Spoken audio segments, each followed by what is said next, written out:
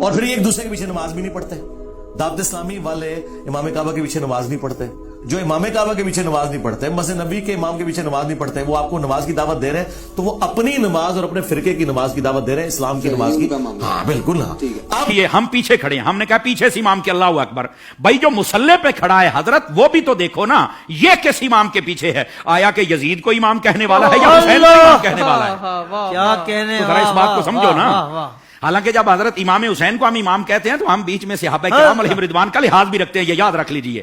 لیکن میں نے ایک اشارہ دیا ہے. آقا کریم علیہ السلام نے ارشاد فرمایا ان اللہ اختارنی واختار علی اصحابی واختار علی منہم اربعہ.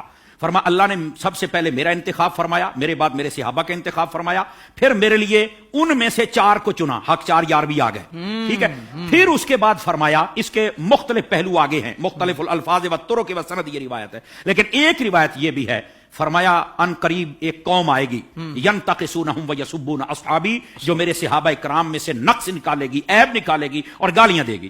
فرمایا جب یہ آئے تو حضور ہم نے کیا کرنا ہے؟ فرمایا لا تواکلوہم ولا تشاربوہم ولا تسلموا علیہم ولا تسلوا معہم ولا تناکحوہم او کما قال علیہ السلام. میرے آقا کریم علیہ السلام نے فرمایا نہ ان کو سلام کہنا ہے, نہ جواب دینا ہے, نہ رشتہ دینا ہے, نہ لینا ہے, نہ روٹی پکا کے ڈالنی ہے, نہ ان کے ساتھ کھانی ہے. اور میرے نبی کریم علیہ السلام نے فرمایا مر جائیں تو جنازہ نہیں پڑھنا, ان کے ساتھ نماز نہیں پڑھنی, سمجھ آ رہی, ان کے ساتھ نکاح نہیں کرنا.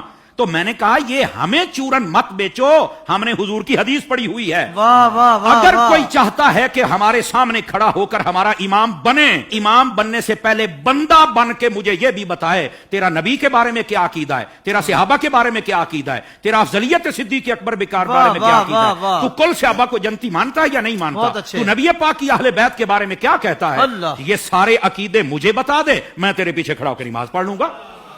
کیا کہنے, کیا کہنے. ویسے یہ جو نمازوں کا شوق ہے نا, میں صرف اتنی بات بتا دوں بھائی جان, یہ ترمذی شریف میں روایت موجود ہے. ایسی روایات جب آتی ہیں تو پھر بیٹھ جاتے ہیں کیڑے مکوڑے, یتیم العلم یزید الفکر, وہ بیٹھ کے کہتے ہیں کہ نہیں یہ یوں نہیں, یہ یوں نہیں, یہ ٹھیک نہیں. میں نے کہا حضرت جب آپ کی اصل ہی ٹھیک نہیں تو آپ کو یہ بات کیسے سمجھ آئے گی؟ نبی پاک علیہ السلام تشریف فرما ہے, ایک شخص آ گیا, اس نے کہا حضور فلاں شخص فوت ہو گیا, جنازہ پڑھانا. فرمایا ہم نے نہیں پڑھانا اس کا, حالانکہ مشکاہ شریف پڑھ لو, حضور نے فرمایا جب کوئی فوت ہو جائے مجھے بتا کرو, جنازے میں پڑھاؤں گا. جی آپ اس بات کا اظہار فرمایا کرتے تھے کہ جنازہ میں نے پڑھانا, میں نے مفہوماً و مختصراً بات سنائی ہے. جی. اس کا جنازہ کیوں نہیں پڑھا؟ جب سوال پوچھا گیا تو آقا کریم علیہ السلام نے فرمایا انہ کان یبغض عثمان ابن عفان, یہ میرے عثمان سے بغض رکھتا ہے.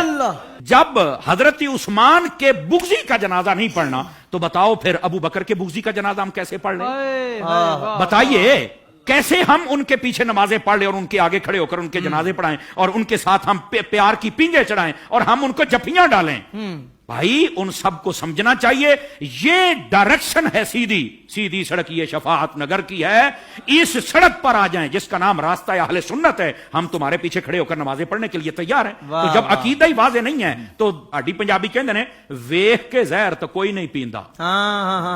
حضور شاہ صاحب ہماری پنجابی ویکھ کے زہر تو کوئی نہیں پیندا, تو پھر ہم تو نہیں پی سکتے. ویسے اگر کسی کو زیادہ شوق ہو نا, بس نہیں وہ قرآن پڑھتے ہیں تو چھوڑو جی چھوڑو, داڑھی بھی ہے تو چھوڑو جی چھوڑو, مسلح پہ ہے, تو میں نے کہا آبا اللہ کی تفسیر اٹھا کے دیکھ لے, یہ تیرا شوق بھی پورا ہو جائے گا. حضرت حافظ صاحب ہوا یہ کہ حضرت فاروق اعظم کا زمانہ اقدس سے ایک قریب محلے میں امام آ گیا, اس کو نماز کے لیے ہر نماز کے اندر جب وہ قرات کرتا ہے تو آبا اللہ پڑھتا ہے. لوگوں نے کہا بھی اور قرآن نہیں آتا؟ کہتا آتا ہے. تو یہ کیوں پڑھتا ہے؟ کہتا مزہ آتا ہے. اچھا, انہوں نے کہا ذرا حضرت فاروق اعظم کی خدمت میں لے کے چلے. حضرت فاروق اعظم کو بتا, آپ نے طلب فرما لیا, واقعہ لمبا ہے, آپ نے طلب فرما لیا. آپ نے جب طلب فرمایا تو آپ نے کہا کیوں پڑھتا ہے؟ کہتا ہے مجھے نا اصل میں مزہ آتا ہے, اس لیے کہ اس میں معاذ اللہ اس کی سوچ دیکھو, پڑھ سب کچھ رہ گئے لیکن سوچ دیکھو اس کی.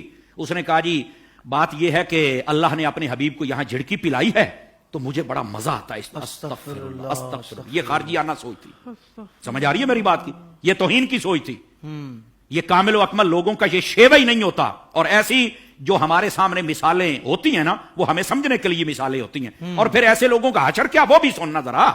ٹھیک ہے, حضرت فاروق اعظم نے اچھا تجھے مزہ آتا ہے؟ کہا بالکل. آپ نے تلوار منگائی اور 2 ٹکڑے کر دیے اس کے. آپ نے فرمایا ودوہا پڑھ کے تجھے مزہ نہیں آتا؟ وما ارسلناک الا رحمۃ للعالمین پڑھ کے تجھے مزہ نہیں آتا؟ انا اعطیناک الکوثر پڑھ کے مزہ نہیں آتا؟ ورفعنا لک ذکرک پڑھ کے مزہ نہیں آتا؟ यानी जो कुरान पढ़ के दिल में तौहीन मुस्तफा की रखे, जब उसके पीछे नहीं होती तो जो सरेआम मिलाद पर कुफर के फतवे लगाए उनके पीछे कैसे हो जाएगी? अल्लाह। इमाम काबा के पीछे नमाज नहीं होती। कोई कहे कि भाई वो काबे का इमाम है, अब उसके पीछे भी नमाज नहीं होगी, अगर वो गलत होगा तो फिर अल्लाह ताला ने उसको काबे का मुसल्ला क्यों दिया? पुराने घिसे पिटे सराजात इनके जवाब उलमा बारहा दे चुके हैं कि भाई मामला ये है कि किसी भी जगह पर काबिज हो जाना अहले हक होने की अलामत नहीं, मगर ना आपका जो क़िबला अव्वल बैतुल मुक़द्दस है वो इसराइलियों के कब्जे में, तो क्या कहेंगे यहूदी हक पर है? और फिर आप तारीख काबा उठा करके देखें, 25 बार ऐसा हुआ है कि काबे के मुसल्ले पर एक ऐसा बंदा शियों तक की इमामत काबे के मुसल्ले पर हुई है, तो क्या कहा जाएगा कि फिर वो दुरुस्त हुए, उनका दावा होगा वो दुरुस्त हुए। तो ऐसा नहीं है, जबरन काबिज हो जाना अहले हक होने की दलील नहीं है। 360 बुत काबे में रखे रहे 550 तब वो हक पर थे, जो अल्लाह ने काबे में उनको रहने दिया, तो ये फजूल की बात है कि जी अगर वो गलत होते तो अल्लाह उन्हें रहने कैसे देता, और वो रहते कैसे? फिर हम कहें कश्मीर में जो भारतीय काबिज हैं, अगर वो गलत होते तो काबिज होते ही क्यों? ये अजीब सी बात है। हाँ, अब ये सवाल के नमाज क्यों नहीं होती, तो भाई उसके लिए इमाम का जो अकीदा है वो दुरुस्त होना जरूरी है। और इमाम का अकीदा दुरुस्त कैसे है? मैं आपसे सिंपल सी बात, मैं उन अकायद की तरफ नहीं जा रहा, सिर्फ सी बात करूंगा। आपके किसी अजीज की किसी रिश्तेदार की खबर है और उस रिश्तेदार की खबर को बराबर कर दिया किसी बंदे ने, मिसमार कर दिया, उसके पीछे नमाज पढ़ेंगे? जन्नतुल बकी में 10,000 सहाबाए किराम की कब्रों पर बिल्डोजर चला दिया गया, फिर भी हम कहें कि ये वहां पर है। सहाबाए किराम जनाबे मस्जिद कुबा के बाहर जो कब्रिस्तान था, मेरी जो सेकंड लास्ट हाजिरी थी उसमें जब मैं गया था, तो बादाब वहां के हड़प ने बताया मुझे कि यहाँ पर खुदाई की है और क्रेनों के जरिए तरोताजा लाशें निकालें, और उनको पता नहीं कहाँ मुंतकिल कर दिया। आज मस्जिद कुबा के सामने प्लेन बहुत बड़ा सा ग्राउंड बना दिया, कब्रों को बिल्डोज कर दिया, नामो निशान मिटा दिया। फिर ये बात की जाए तो कहती वो शिर्क को मिटा रहा है। और जालिमों, अगर एक कब्र बनी है तो उसमें कौन सा शिर्क हो रहा है? कौन सा शिर्क है मुझे बताएं? एक कब्र है मुसलमानों का कब्रिस्तान, उसमें बिल्डोजर चलाना, ये कौन सा शिर्क है? ये एक बात है। इसके अलावा 20 ऐसी खवासतें हैं जिसके तनाजुर में ये बात बिल्कुल तयशुदा है। और अगर किसी को फिर भी बात समझ में ना आए तो मोहम्मद बिन अब्दुल वहाब रजदी की किताब तौहीद है, उसका उर्दू तर्जुमा मिलता है, उसको पढ़िए आप। उसमें इनके वहाबियों के अकायद लिखे हैं। जिस मोहम्मद बिन वहाब नजदी को ये लोग अपना मुक्तदा मानते हैं, जिसका नजरिया भी सऊदिया में राइट है, उस इब्ने अब्दुल वहाब नजदी को पढ़े तो आपको पता होगा नंगी गाली उसने अपनी किताब में दी है, और ये सारे उसको फॉलो करके उसको अपना बड़ा, अपना इमाम, अपना मुक्तदा मानते हैं। वो तौसीफ और शैतान जब उसका नाम लेता है तो रहमतुल्लाह अलैह पता नहीं क्या क्या बोल रहा होता है। तो इसलिए ऐसे लोगों के पीछे नमाज नहीं होगी जिनके अकायद दुरुस्त।